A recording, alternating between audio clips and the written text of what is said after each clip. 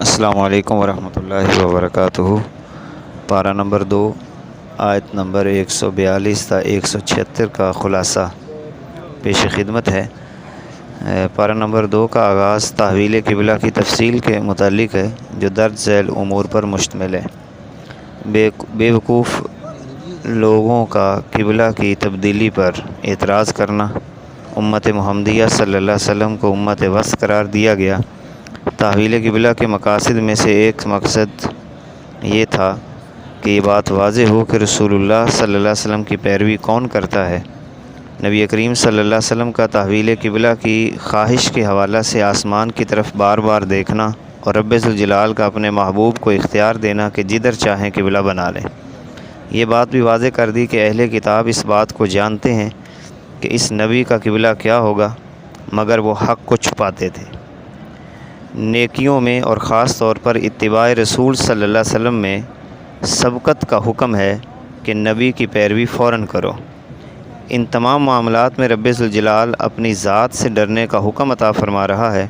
نتیجہ یہ ہوگا کہ وہ اپنی نعمت پوری کرے گا اور ہدایت بھی ملے گی۔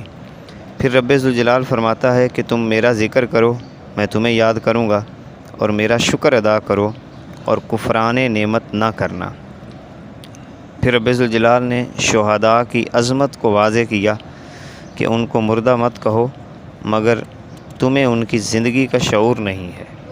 آیت نمبر 155 میں کائنات کا ایک بہت بڑا راز عطا کیا کہ ہم تمہیں ضرور آزمائیں گے۔ وہ آزمائش خوف، بھوک، اموال کی کمی، جانی نقصان وغیرہ کی شکل میں ہو سکتی ہے، مگر صبر کرنے والے یعنی ہر حالت میں اسی کی ذات سے وابستہ رہنے والوں کے لیے خوشخبری ہے، جو ان آزمائشوں میں بھی یہ کہتے رہتے ہیں کہ ہم اللہ کی ملکیت میں ہیں اور اسی کی طرف لوٹ کر جانا ہے۔ انہی پر اللہ کی خاص رحمتیں نازل ہوتی ہیں۔ پھر رب ذوالجلال نے صفا اور مروہ کو شعائر اللہ قرار دیا۔ عمرہ اور حج کرنے والوں کے لیے سعی کو لازم قرار دیا گیا۔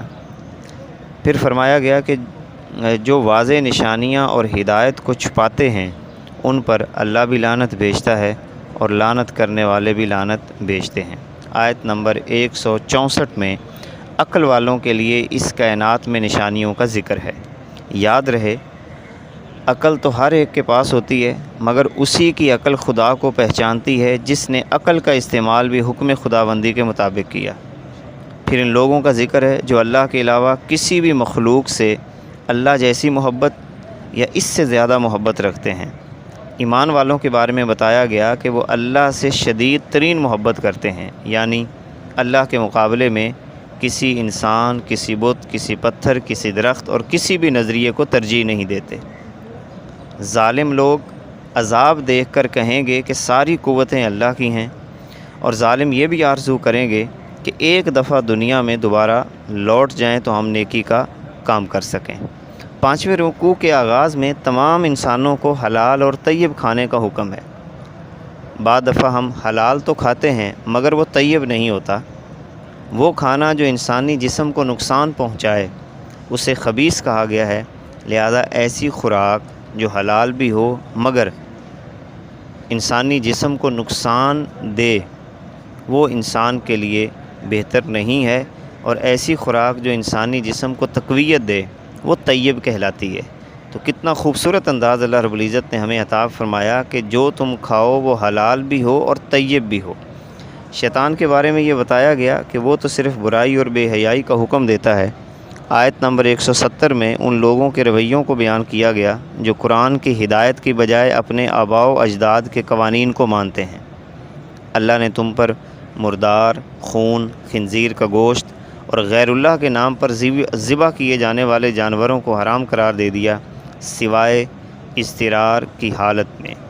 5ویں رکوع کے آخر میں ان لوگوں کا ذکر کیا گیا جو اللہ کے نازل کردہ احکام کو چھپاتے ہیں اور اس کے بدلہ میں دنیاوی نفع وصول کرتے ہیں۔ ان لوگوں کے بارے میں فرمایا کہ یہ اپنے پیٹوں میں جہنم کی آگ بھر رہے ہیں، ان سے اللہ نہ تو کلام کرے گا قیامت کے دن اور انہیں قیامت کے دن پاک بھی نہیں کرے گا۔ اللہ رب العزت ہمیں قرآن مقدس کا نور، قرآن مقدس کی حکمت عطا فرمائے اور ایک باعمل مسلمان بنائے۔ وآخر دعوانا ان الحمد